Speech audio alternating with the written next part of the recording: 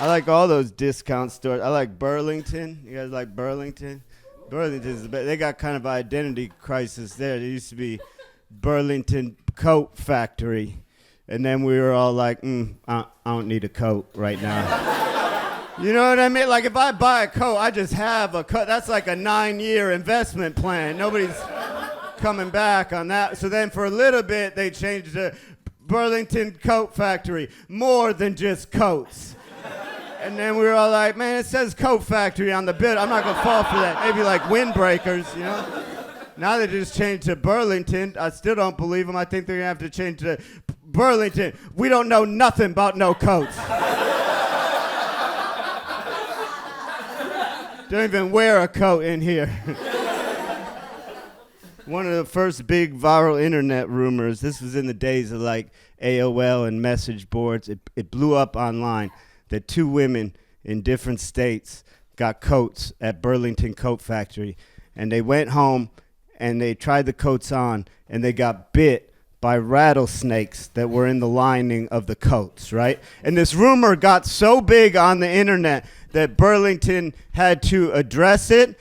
And the way they addressed it was real suspicious. Because you can Google this when you go home. They put out a press release. This is all it said, word for word. The temperature in both our stores and our warehouses is 68 degrees, a temperature at which no rattlesnake is likely to survive. There's no denial in that statement. What? Why are you bringing up temperature? Don't bring up temperature. First of all, the snakes are wearing coats.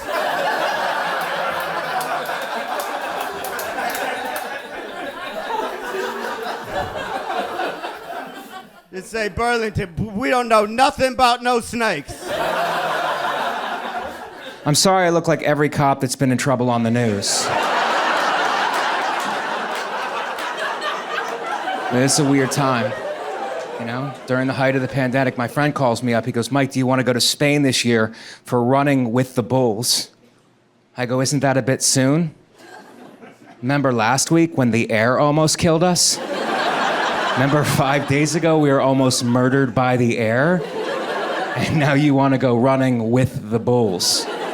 Which I know that's what it's called, but that's not actually what you're going to be doing. Running with the bulls implies that the bulls have accepted you and you guys have decided to exercise together.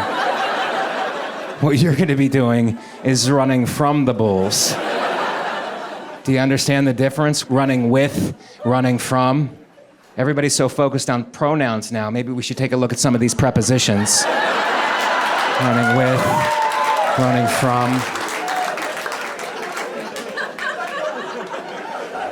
He's kind of an unhealthy guy, so I took a shot at him. I go, instead of running with the bulls, why don't you just try running? Because you know what can kill you besides bulls? A sedentary lifestyle. I live in a really hipster neighborhood. It's worked out for me, though. Hipsters are making all my clothes popular.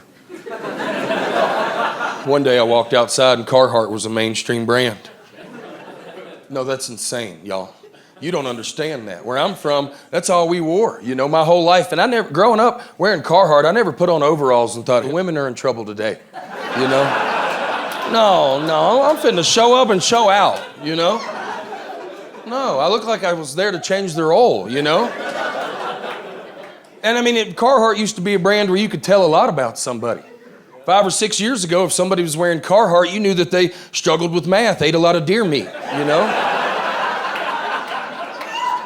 I mean, you could tell. You'd see him coming. You go, this guy's going to want to talk about college football for sure. And now it's changed. You got people getting out of Teslas that look like Huckleberry Finn, man. How does that even happen? People working remotely looking like chicken farmers. It's mind-blowing. It's like I think of it like time traveling. Like if I could go back in time, like if I could go back in time tonight and go back to like the 20s, knowing everything I know right now, I don't think I would make a difference. I don't think you guys would even hear about it. I don't think you would. I just don't, like, because I don't have anything to get, you know. Like, I would go back, and I would see, like, some guy on an old phone, and I'd be like, hey, eventually they have phones you, like, carry in your pocket. And they're like, yeah, it's like, how do they do it? I'm like, I mean, I don't know how they do it.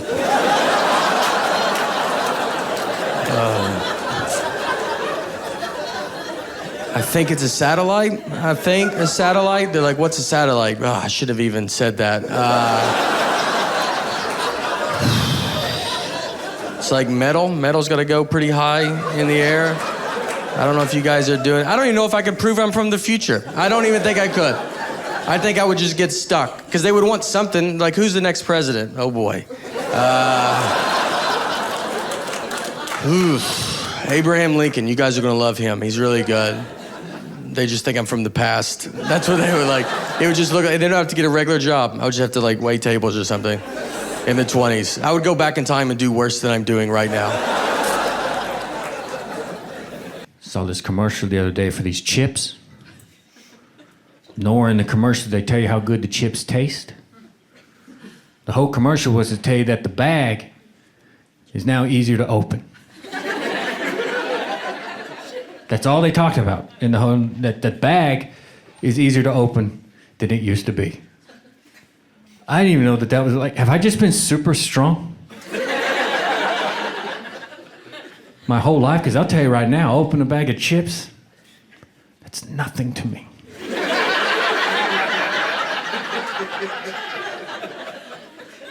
Anytime I want chips, I'm just like, chips. I feared thermometers, I feared moths, thunder. Thunder debilitated me as a kid, okay? My mom, when we had a bad storm, my mom used to have to talk me down from the thunder. And she used to say, honey, don't worry about the thunder. That's just God. Bowling. You've heard that? Yeah, you've heard that? Why are you applauding that? Why would you applaud that? That's a lie right there. Why do we do that to children? Don't lie to me. Tell me the truth about thunder.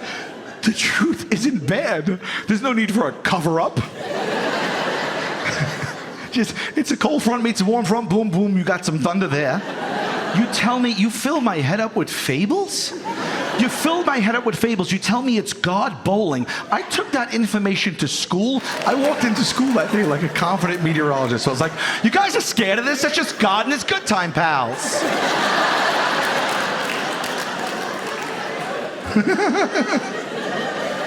Tanya, calm down. That's just Jesus engaging in light recreation. I was just in Arizona, and somebody told me to go see the petroglyphs. I didn't know what those are. We get out there, they're these ancient rock drawings, and there's a plaque that says, unfortunately, there's no way to translate what these mean today. However, this little squiggle might be a snake, and you're like, yeah, I could see that. And then they go, and this little circle might be a portal into another world. Wow, you really took some liberties on that one. No way to translate, but you're gonna guess portal off of that. Okay. You're not gonna guess that they were drawing a circle or the sun? Portal, all right. And this lady, I didn't see her, standing right behind me, and she goes, don't you wish we could take a time machine and ask them what they really meant? And I think that's why I don't love talking to strangers.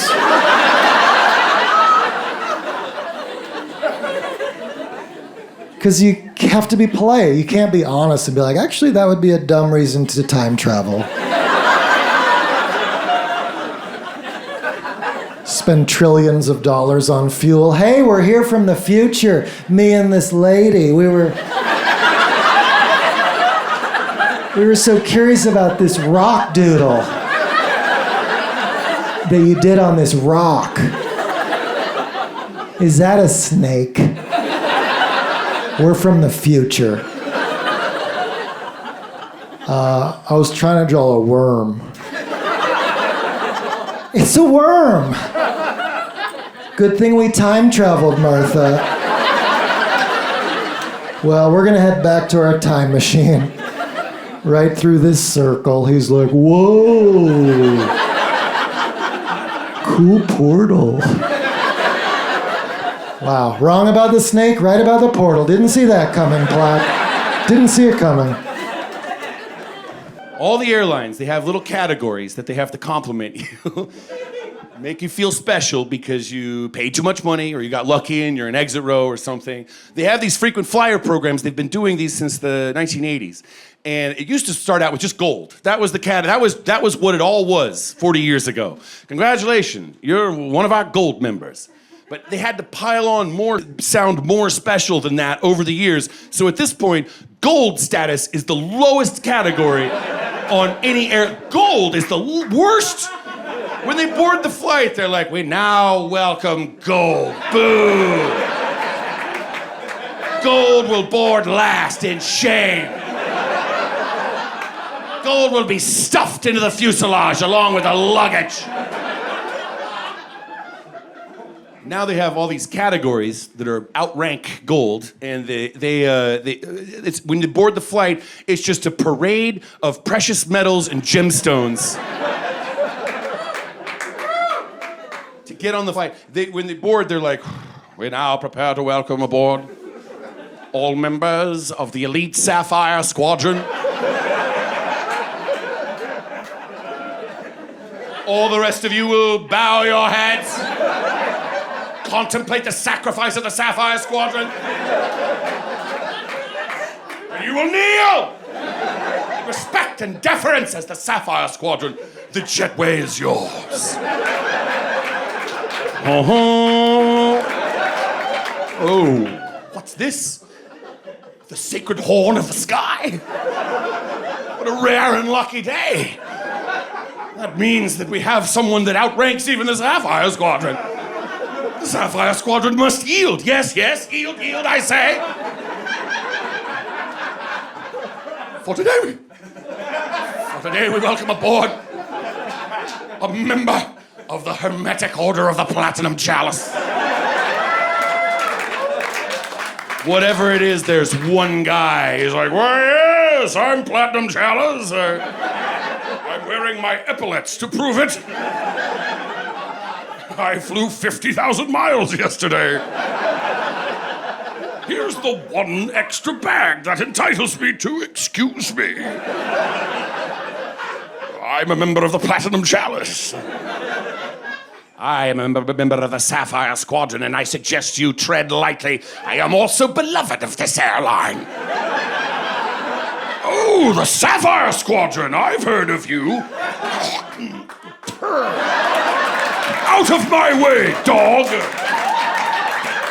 You will pay for this insolence once the One World Alliance hears of it. That's what's happening on Delta Airlines. I called my dad up and I asked him for the Hulu password, and he goes, no.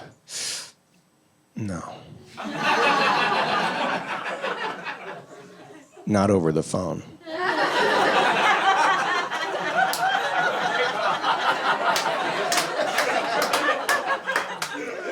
Not the Hulu password? Not the Hulu password. No, you never know who's listening.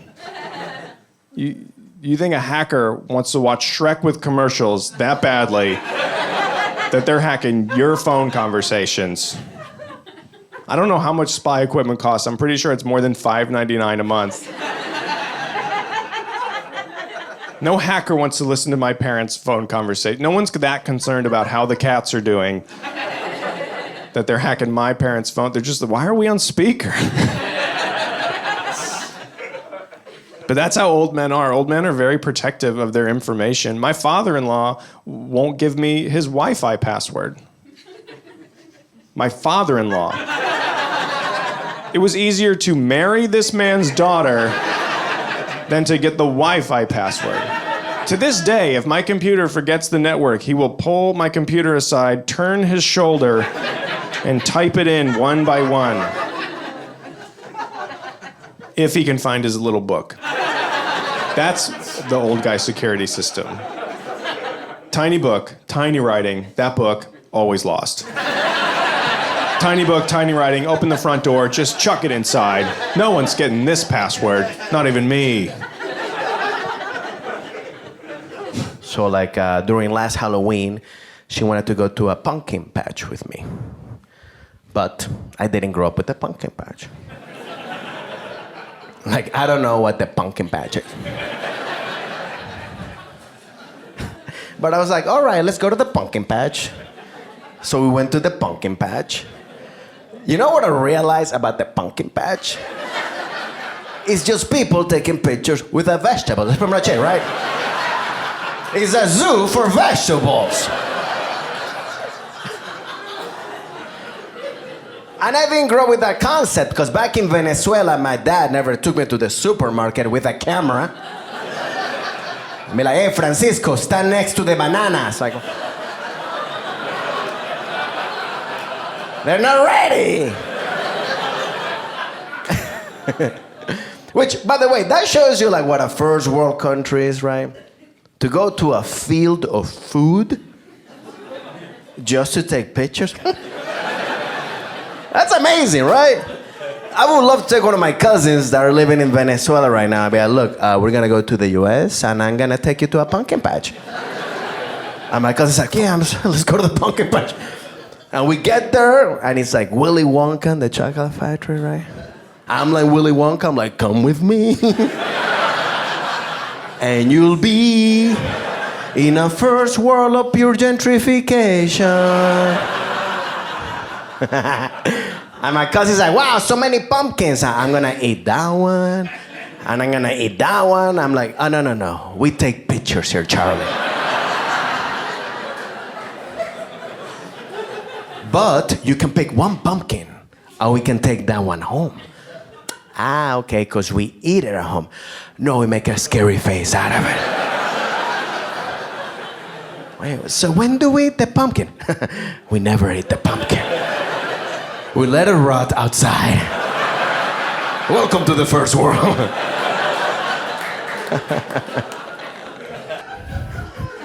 I saw this old man, like grandpa-age old man, getting gas at the Costco a couple months ago.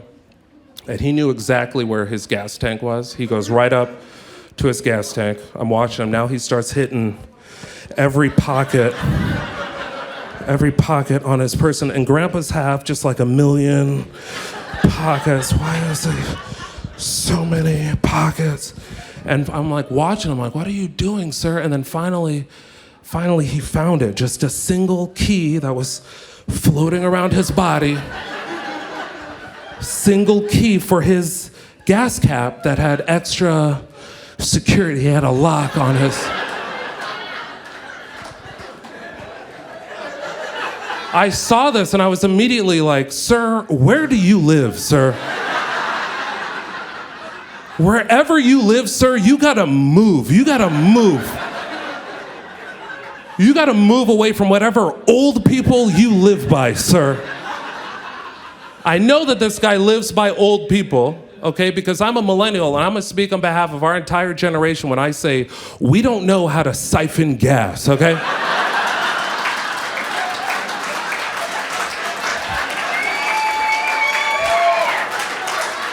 And if we don't know how to siphon gas, Gen Z for sure does not know how to siphon gas.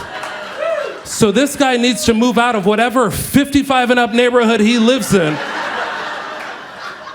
where his old neighbors will suck a little bit of gas out of his tank at night.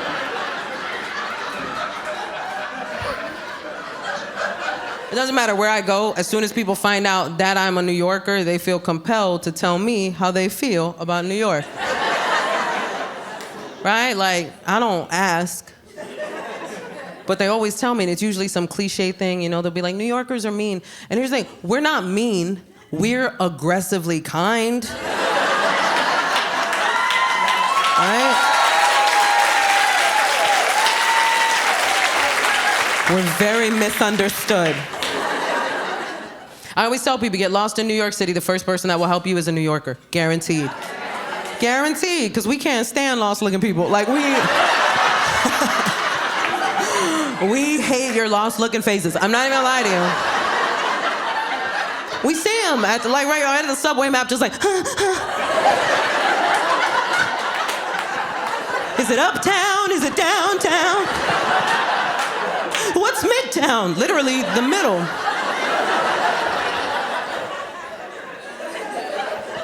I just picture them like panicked at the map, and then like out of the darkness, they hear a voice. Where you trying to go?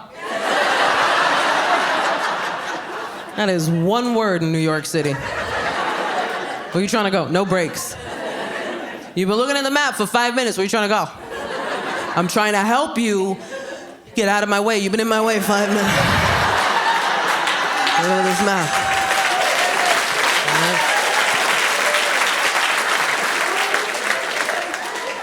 Such a wild thing, man. And people in New York, like, here's the thing about New York City. Like, if you have a bad time in New York City, I feel like that's because you didn't know the rules before you got here. You gotta know the rules before you get here, man. Every city has rules, right?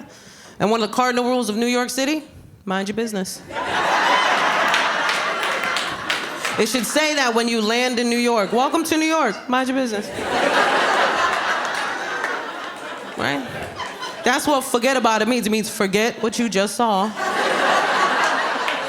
Because what happens in Vegas stays in Vegas, but what happens in New York never happened. Why you snitching? Like, why would you say anything? Go back. So my birthday, I was angry and I was driving. Everybody knows when you're angry and you're driving, you crash. So I was speeding really hard. I get pulled over, right? The cop gets out of the car. It's a black cop, so immediately I'm like, yeah, about to get a discount. So he walks over, right?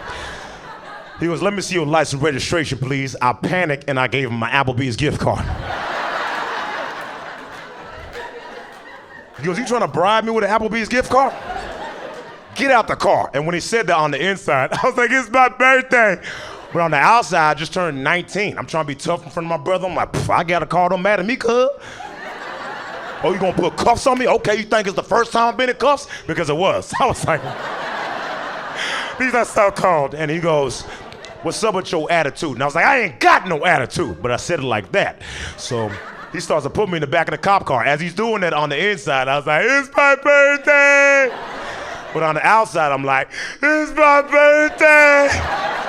And I peed on myself a little bit. It wasn't like a full amount of pee. It was right before the cutoff point. I was like, ooh, that was almost unstoppable. And so I get inside the back of the cop car because he wouldn't let me in the front. And he goes, hey, man, what's going on? I was like, it's my birthday.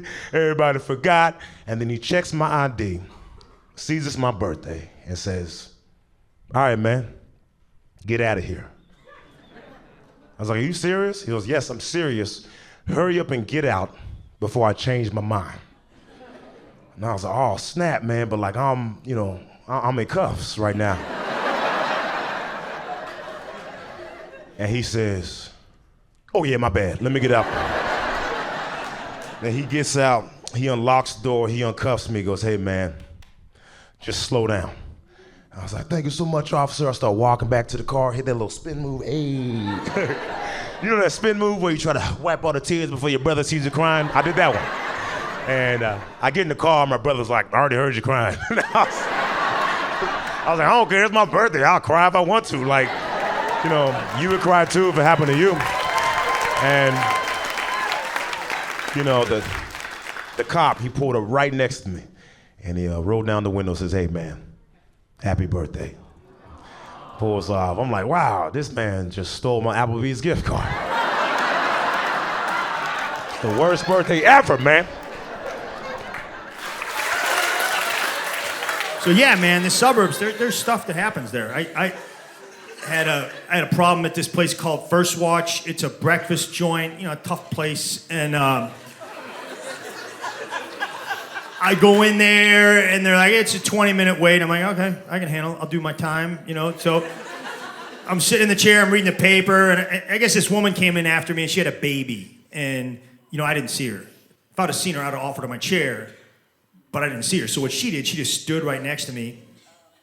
She starts talking to her baby, but she's talking to me, all right? Like no, there's nowhere for us to sit down.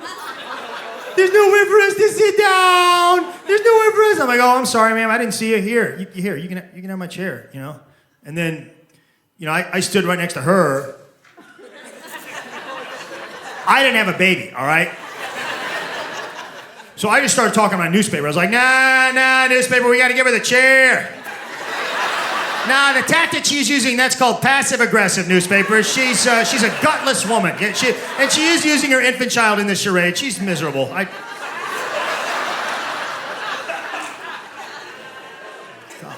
not afraid of an altercation. The suburbs are crumbling. They are. I saw this the other day. I saw a Domino's pizza being delivered to a McDonald's. That's not supposed to happen, okay? I get it. It was probably the kids that work at McDonald's got tired eating hamburgers. Like, let's order a pizza. They should have told the guy to go around back. He was in line at McDonald's holding a pizza. It didn't look good. I mean, I get it. You guys been to McDonald's lately? Everybody that works there is a kid. Everybody. I want to talk to your supervisor. We'll go get Mr. Smith. Mr. Smith's 15, all right? We would go get our district manager, but his mom said he had too much homework. He can't come to work until next Thursday. Customer service is gone. It doesn't exist, right? I mean, I just have a rule now. If I give you money, you just say thank you. That's it. You just say thank you, okay? And they don't do it. They don't say thank you half the time. I was in this place and I gave them like $300. I paid $300 for something, and the girl goes, "Hey, how did you hear about us?" It's none of your business how I heard about you. Why don't you just be happy that I did hear about you? Next time that happens, I'm just gonna make something up to throw them off their little marketing research. How'd you hear about us? Well, I belong to a lot of hate groups, and they told me I was supposed to shop here. They said for every $1 I spend here, 68 cents goes back to the hate group. All the hate groups, even my favorite hate group, the I hate the people that ask how'd you hear about us hate group.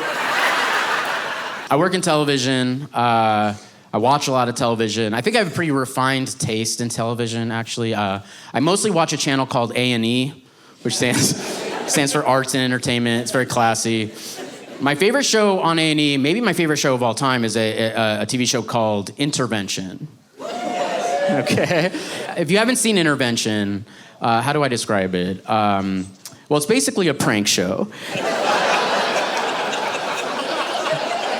And the way it works is a production company descends on some awful little town, and they are looking for a huge drug addict, right? And they find a drug addict, and they go up to him, and they're like, "Hey, man, we heard you're pretty good at taking drugs." And he's like, "Pretty good? I'm the best." I'm incredible. It's all I do. And they're like, "Awesome. Well, I mean, would you ever consider getting high on camera?" And he's like, "It would be an honor." And then for the first 40 minutes of every episode of Intervention, they just follow this guy around as he gets so high on camera, like incredible. Like every episode of Intervention, there is a moment where you're like, this guy is a pro. Like I have never been this high. In the third act, that's when things get real, right? The third act, the guy's comfortable doing drugs on camera. He's friends with the crew. And the main producer comes up to him and he's like, "Hey, so I don't know if you're open to this. It's just a pitch, but have you ever gotten like super high in a hotel conference room?" And the addict's like, "No, but that sounds dope. Let's do it. I'm down, right?" And he walks into the hotel conference room all proud of himself, and then boom, it's all his friends and family. They hold an intervention for him. Pranked, you know?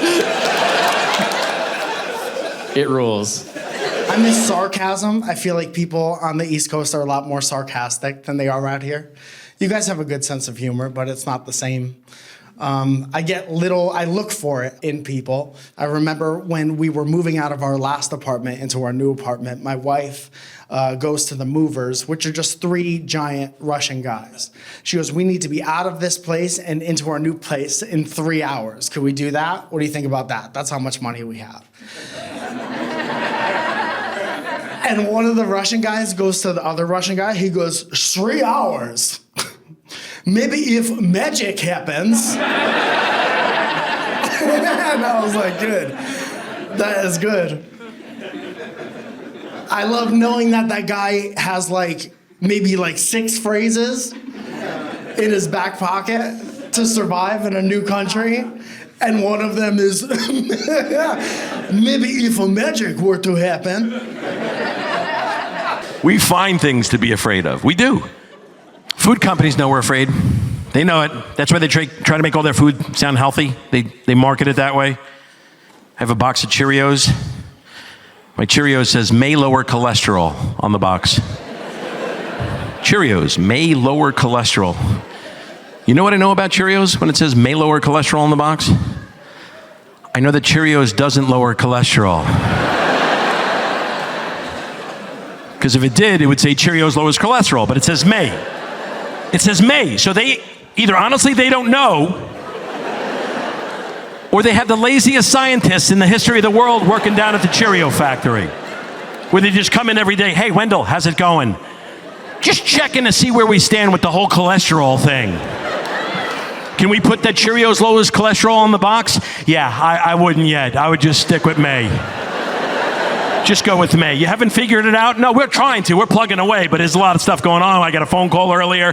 I got to take my daughter to soccer. There's things getting involved here, you know? Just go with May. Put May. May lower cholesterol. They're not going to know. Put May. They'll think it lowers. You don't know. I don't even know. So how are they going to know? I don't know. You don't know that it couldn't, right? Put that. Cheerios. You don't know that it couldn't lower cholesterol. Yeah, but we're doing good. We just got a cat, so I'm always bleeding.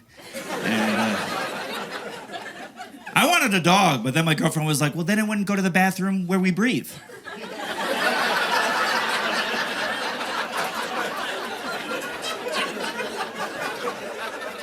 And that was a good point. So we got a cat. And my girlfriend is horribly allergic to cats. But she always wanted one, so we got a hypoallergenic cat, which if you don't know, they are super expensive. So she doesn't know this, but it's actually just a regular cat that I shave every night. She's like, hey, what are you doing in there? And I'm like, nothing. I work from home and have a cat. It's impossible to get anything done. People are like, working from home is just like working at the office. Really? At what office does your boss stick their hands under the doorway like this?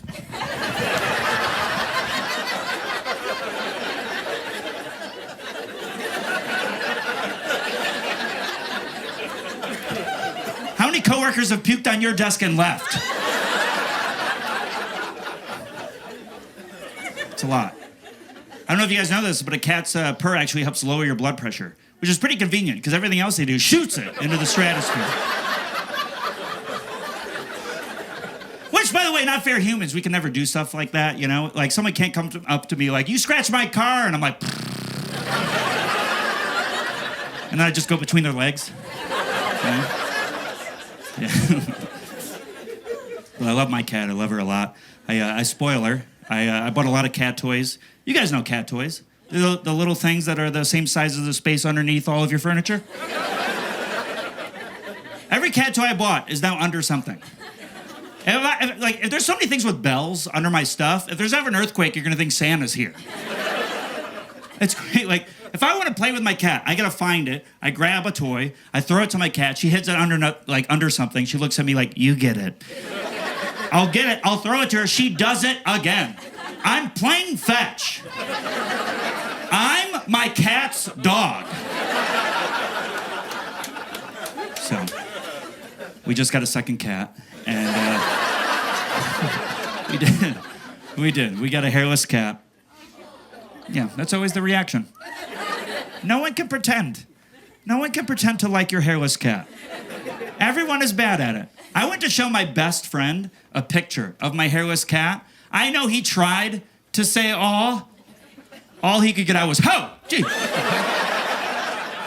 You should give him your leather jacket. I love my hairless cat. Hairless cats, if you don't know, they're the most social breed of cat there is, and that's because they have to be.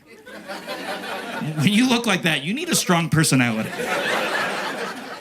He's great, though. I love him. He's like having a little version of the old men at the Y. Yeah, I get him a little towel, so he always looks like he just got out of the shower. He's like, oh, you're home early. Okay. I thought I had more time. My next door neighbor, he's afraid of cats, regular ones. And then we got this thing. And recently, I came home at the same time as my neighbor. I opened my front door, and my hairless cat sprints down the hallway and down towards my neighbor. And you know those scary movies where the guy can't get his key in the lock? He just looked back. He was like, oh, my God! Why is it inside out?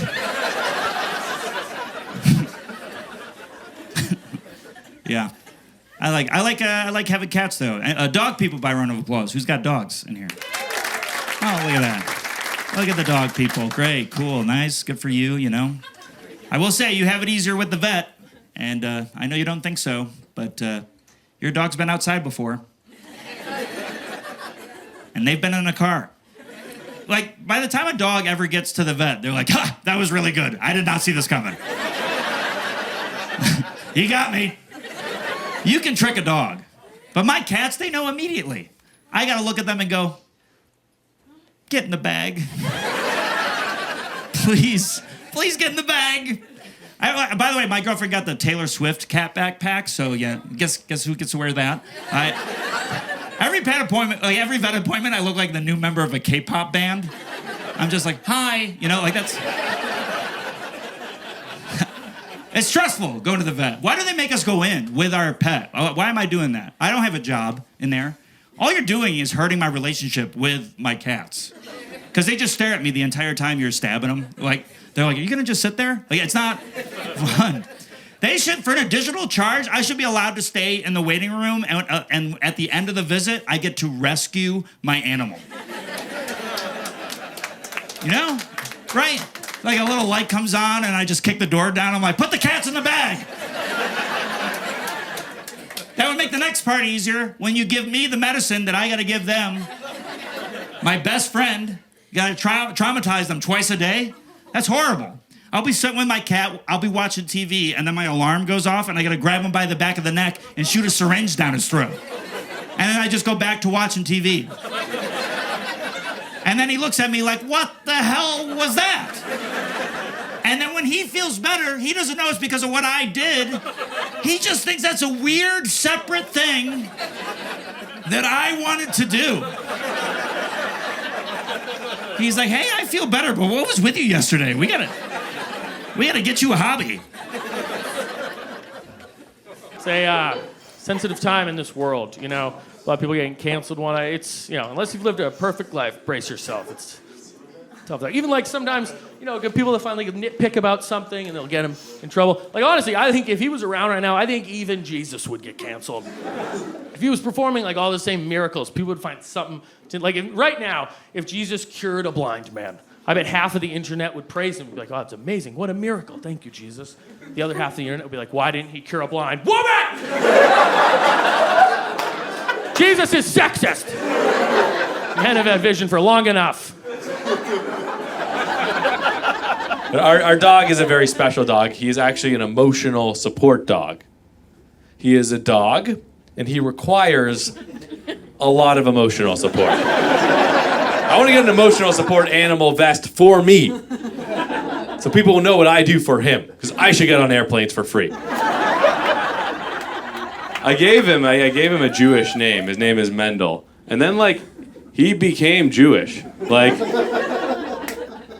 he has a lot of food allergies. He's really loud.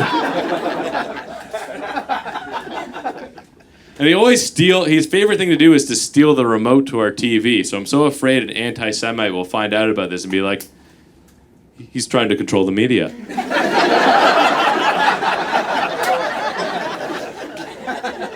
My dog is actually a rescue. Is a lie I tell people when he behaves badly in public. Because those are just words. Those are words you can just say to people. And it just makes shame evaporate. Right? You're like, oh wow. They start treating you like a good person all of a sudden.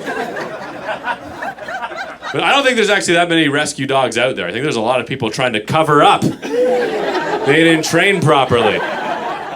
People used to ask a lot about my dog being a rescue when he was younger. I mean, he's a very good-looking dog. He's a mini Bernedoodle. So he looks like an alive Muppet. So you know why I chose him. And when he was younger, he was even cuter, and people would stop me on the street when I walked him. They'd be like, oh my God, your dog's so cute. Is he a rescue? Then I'd be like, this designer poodle? I don't think you know how the world works. Let me ask you this. Have you ever found a Dyson at the thrift store? Because the only way you rescue a dog this fluffy is foreclosure.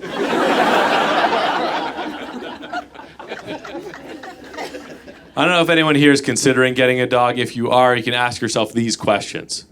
Do you have many open wounds that go unlicked? Do you find putting on or taking off socks to be too uneventful?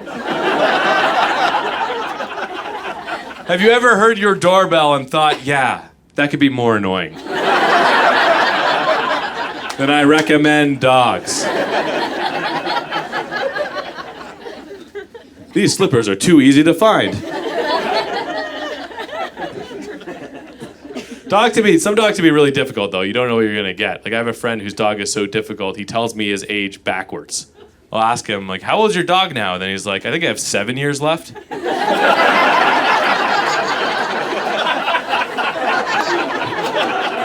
6 if I cancel insurance, maybe. We got our dog as a puppy, which is a baby dog. I don't know if you know that. What happens when you get a puppy is you're really excited, everyone's excited for you, and then 2 weeks later, you have a nervous breakdown. Because every day your puppy gets stronger and you get weaker until it breaks you. Because you think you're getting a little baby dog, and that's not what it is. Sure, it has a baby dog body, shark teeth, Hannibal Lecter mind. They destroy so much stuff. There's so much property destruction. And you have 2 choices for how to deal with that. Either you can get angry and stressed out constantly, or you can embrace a Buddhist philosophy. I realized this because I came home, and for the second time in a row, my puppy had chewed through a brand new pair of Birkenstock sandals. And I was like, either he has now cost me $400 plus tax, or he's teaching me an important lesson about the pointlessness of material value. Namaste. I now understand that, like the sandals, I too am temporary. Yeah. I liked Costa Rica. I've never been there before, and I had my first massage in Costa Rica. And yeah, hot stone massage. Anybody get a hot stone massage in here? Yeah? A couple people. If you haven't got one, I'll tell you the name is not that great. Like, they could do a little bit better with the naming. Something like, I don't know, very hot stone massage. Or like, hey guys, is this lava? That would also work. I don't think at any point during a massage should you go, are you ironing me? You're not removing my stress, you're cooking it. It's very rough. Also, no one ever told me that masseuses whisper in your ear. That was new to me.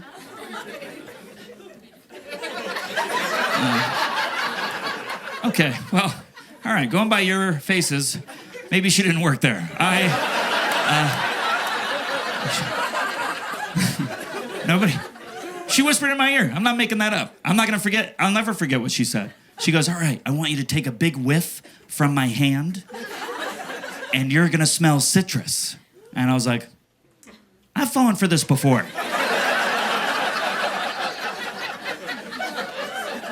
Who sent you, Jeff? Of course, my wife, she's a fantastic cook too, which is a huge bonus for me. I don't know how to cook. I never learned. I should have. My mom tried to teach me growing up. I was arrogant about it. I was like, I don't need to learn this now. I know where the grocery store is. I'll figure it out when I'm an adult. And then I tried to do that and realized that is impossible, because if you don't know how to cook, you also don't know how to shop, because foods are not together in the grocery store. The grocery store is a place where someone has disassembled foods and hid the pieces all over a building. I gotta wander around a warehouse trying to reverse engineer tacos from memory. So like, I could cook, but it would just be worse. And that's no good for anybody, because groceries cost the same, regardless of your skill level. I found that out as well. I can't cut a deal with the butcher. Like, listen, I'm gonna ruin these steaks, I promise. We're talking brown all the way through. I don't know how to make them pink in the middle. I've never seen it. Anybody could knock a couple of bucks off? But no, there's no such thing as training steaks. So my wife cooks, and in exchange, I do the dishes. I'm told this is a very common arrangement with successful couples, right? Cook people love bringing it up. If you're not gonna cook, you gotta do the dishes. That's fair, that's even. That's the trait. And while I am willing to do the dishes, I do not agree that this is an even trade. Now, I know there are dish people in this room right now that are hesitant to get on board with me because you are sitting with the cook person in your life. And that is fine. Stare straight ahead quietly. I'll say what needs to be said. Dishes sucks, all right, cooks? Sucks the whole time. It's not satisfying or fulfilling. There's no fun new dish recipes that we get to try. And it's even worse doing the dishes for someone who is cooking and knows that they will not be doing the dishes. Because this causes them to use every possible dish. I'll just put this mustard into a little bowl and then I'll put it in the pan. Just take it out of the jar and put it in the pan. For God's sake, run the spoon under some water for 3 seconds. Instead of just gluing it to the countertop. There you go, it lives there now. Get that off in the morning with a butter knife. Dishes is awful, right? It's what they threaten you with at a restaurant if you can't pay your bill. They don't mention the police. They're like, you're gonna have to do dishes, the worst thing in the world. Cooking's not even close. People love cooking, right? They devote their lives to it. There's entire TV shows where they watch other people do it. Every single one of those shows, they put a camera in their face. What are you gonna do if you win the cooking cook contest? And they all go, I'm gonna buy a restaurant so I can cook all the time. I love cooking. There is not one show devoted to dishes. We don't get a show. There's no show called Scrubbed. We're like, all right, under this cloth, there's a bunch of dirty dishes. You can use any kind of sponge you want. Everybody ready? It's all cast iron pans. Here's a sport I can't watch. Baseball makes me want to die. Nothing happens, and it happens slowly. And the players don't care. They finally put a clock on it, but they need more clocks on it. It's the only sport where the players don't charge onto the fields. They just take their time. Everything is taking their time. They just kind of meander out. Shoelaces untied. They got a big gulp, smoking a cigarette. And you're like, all right, I guess we're going to start. And they're like, nah, we're going to play catch for about 5 minutes. While you guys wait. We're going to throw some grounders, play a little catch. Matter of fact, we're going to do it every time we switch sides. Catch starts again. So you watch that, and then you're like, all right, I guess now we're finally going to start. No. Now we're going to watch a guy in a magic white circle practice swinging a bat. He's been swinging it since he was this big, but he's like, how's this go again? Like, huh? Like that? True?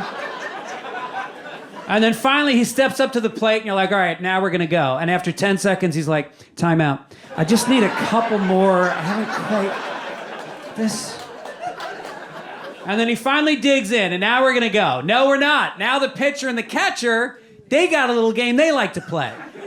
Where the pitcher looks at the catcher and he goes, guess which pitch I'm gonna throw? No, that's not it. Guess again. No, warmer. No, keep guessing. Finally, he gets it right. The guy throws the pitch, batter doesn't swing, whole thing starts all over again. Get rid of the catcher, get a bucket of balls, and just start whipping balls at the guy. Not next to him. What is that? Throw it at him. If you can hit him, he's out. That's the rule. Now he's gonna swing at every pitch just to defend himself.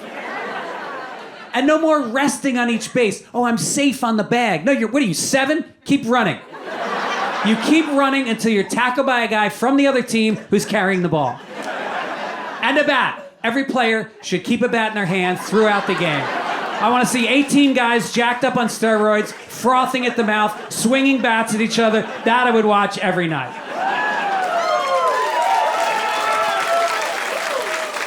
I read somewhere that the most marked up bottle of wine on a restaurant's wine list is the second cheapest.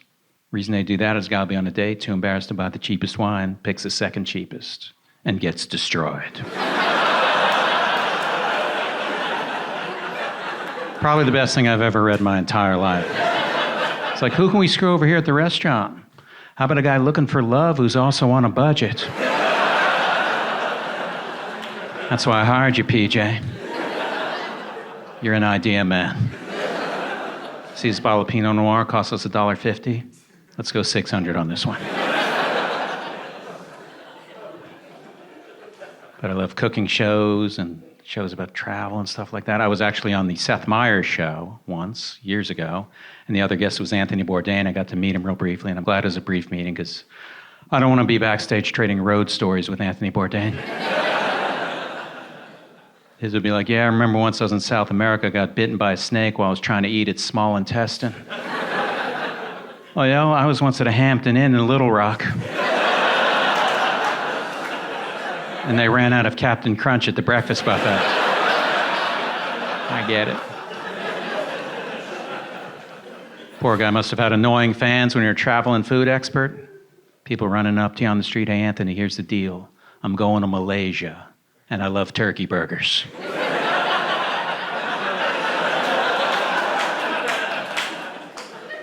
Anthony, best Rice Krispie treat in Paraguay. Let's hear it. Anthony, I'm going to Dusseldorf, and I love empanadas. I need your top 5. I like that show, Chopped. That's a great show. 4 chefs compete for a $10,000 prize. My favorite part about that show is none of the chefs have a realistic grasp of what you can buy for $10,000. I was like, Chef, what are you going to do if you win the $10,000? Well, I've always wanted to travel around the world for a year. Flying first class everywhere. Oh, you can do that for another $1.3 million. Here's what you're going to do. You're going to fly first class to Cleveland. Take a megabus to Columbus. Fly back premium economy from Columbus with a 5-hour layover in Cleveland. Then you're out of money. Chef, what are you going to do if you win $10,000? I'll have 6 brothers that'd love to buy them each a Rolls Royce.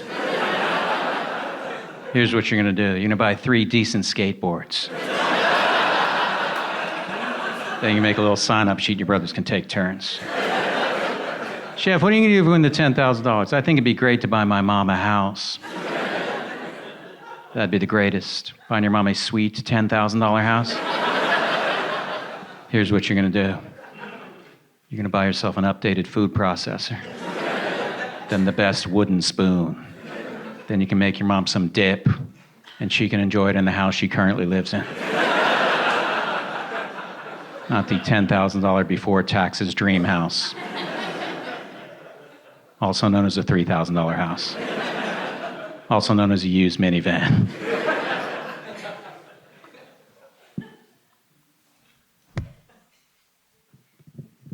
It's fun being a comedian. Work at night, have all day to have some weird days.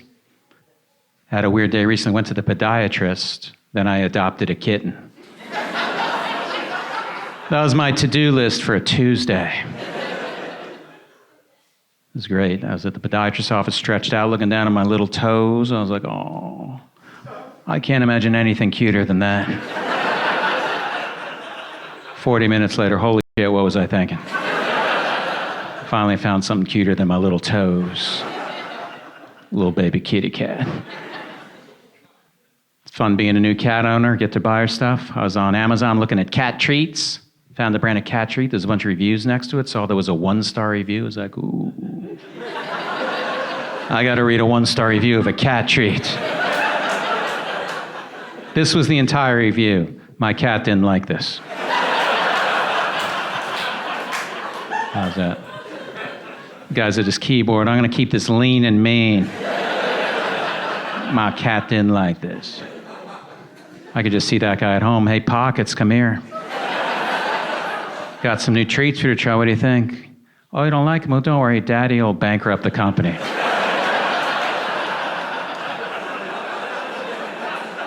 What? Just try a different brand? Don't be so petty. You don't be so polite, Pockets. I'm going to crush them. Made the mistake of getting a kitten instead of an adult cat. That's a mistake. She's adorable, but my God, I don't know what I was in for. She attacks me while I'm trying to sleep. It's gotten so bad I've actually checked into hotels. I've checked into the closest hotel in my apartment 3 different times to get some sleep. Probably $5,000 worth of hotel rooms. It's a great check-in, though. You walk in, no bags, bleeding. So you're here for business, sir? No, actually, a kitten attacked me. Oh, where are you coming in from? Look outside. See that building 50 feet away? See that light on the 7th floor? See that kitten in the window? Yeah, the one drinking a glass of rosé. Smoking a cigarette with one of those long holders. Oh, she's holding up a sign. Todd Barry is overrated. Where does a kitty learn that word? It's incomprehensible. Supposed to brush my cat's teeth. That was sprung on me recently by the vet. You got to start brushing her teeth. I was like, okay, I wouldn't have gotten the cat.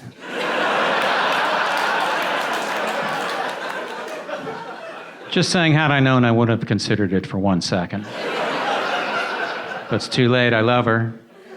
So I went on YouTube looking for tutorials how to brush your cat's teeth. Thought there might be one or two. There's thousands of them. All the same, none of them are helpful. They're all like, here's how you brush your cat's teeth. First, start out with the world's most relaxed cat. You got that? No, I don't got that. Shockingly, I do not have that. Place her carefully on this table specifically designed to examine animals. You can get one at your local veterinary supply store for $6,000. Now take the toothbrush and toothpaste out, watch what happens. Oh my God, she took it from my hand. She's taking the cap off the toothpaste. She's brushing her own teeth. Where'd you get a water pick, baby? She snuck off to Target and bought a water pick. Supposed to schedule playtime with the cat. I don't know you're supposed to do that. I don't want to play with my cat. I'll watch Shark Tank with my cat. We'll call that playing. Come here, baby. Sit on my lap. We're going to play. Scratch, scratch, scratch, scratch, scratch. $500,000 for 2% equity. Wow. Yeah, that's bullshit. Yeah, it's bad valuation, baby. Yeah, they better have some sales. The apartment I live in charges me $50 a month because I have a cat. It's like a little spiteful pet fee they have. I remember being in the leasing office, signing a lease. Guy's like, so it's just you in the apartment? Yeah, just me and my cat. Oh, so it's not just you in the apartment. There's also something this big living there? Yeah, she's the size of my toaster. You have a toaster?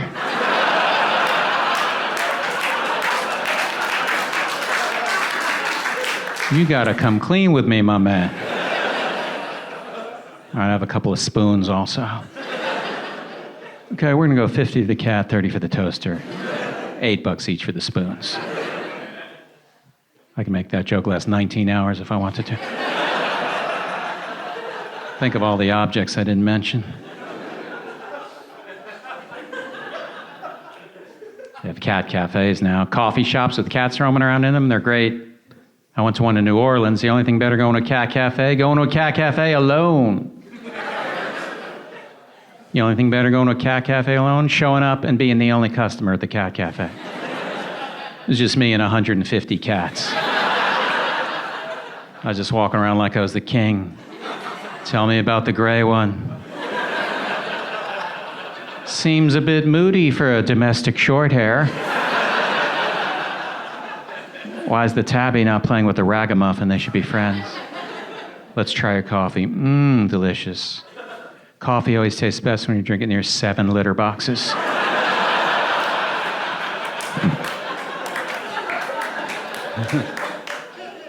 That's a lot of cat jokes, huh?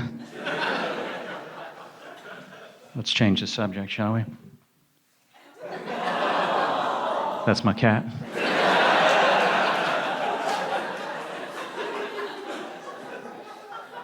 That's a little perch that's suction cup to the window, and then sometimes the suction cup comes undone, and I don't fix it for a while. Her name's Michaeline. She's a foreign correspondent for Al Jazeera.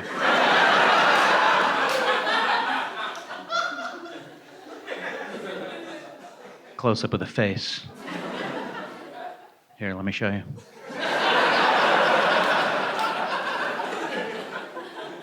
That's her face. I hope you can't tell where I live based on that. Now you're saying, Todd, how do we know that's really your cat? Boom. Same cat as you just looked at. That's me. Happy, miserable. Happy, miserable. Oh, that's me in Slash.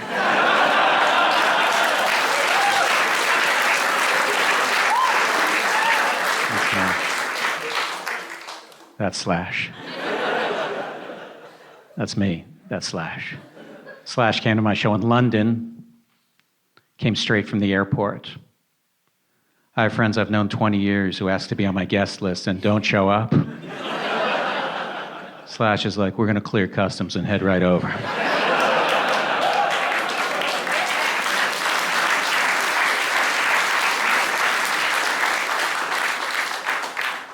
Oh, man. I can't show this one in New York because people get mad. I have a washer and dryer in my apartment. It's like I'm a celebrity. Of course I do.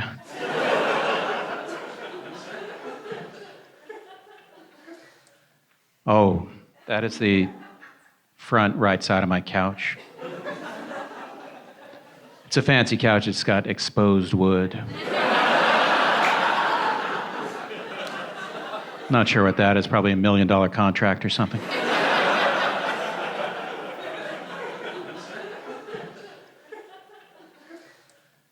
That's the rear right of my couch. She's got more work to do on that one.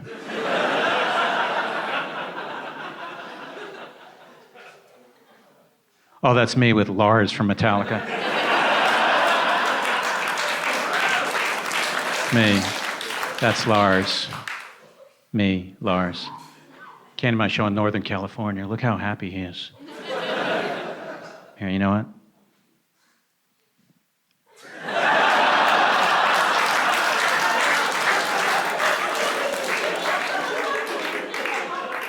If you saw that guy walking down the street with that smile, you'd be like, did you just go to a Todd Barry show?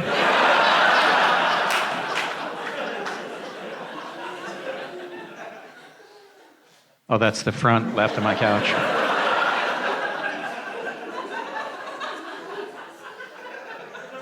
Someone came up to me after a show recently. She's like, you know, you should get scratching posts. I didn't know about scratching posts. You mean they have special posts that they oh my God. I have 13 scratching posts.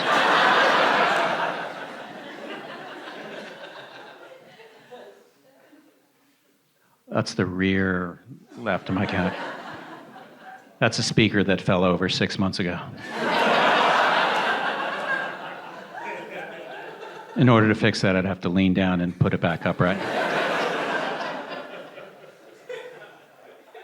Oh, that's me and Charlize Theron. This is me giving a master class in how to play it cool. Thank you very much, folks. Have a good evening. Thank you very much. Thank you.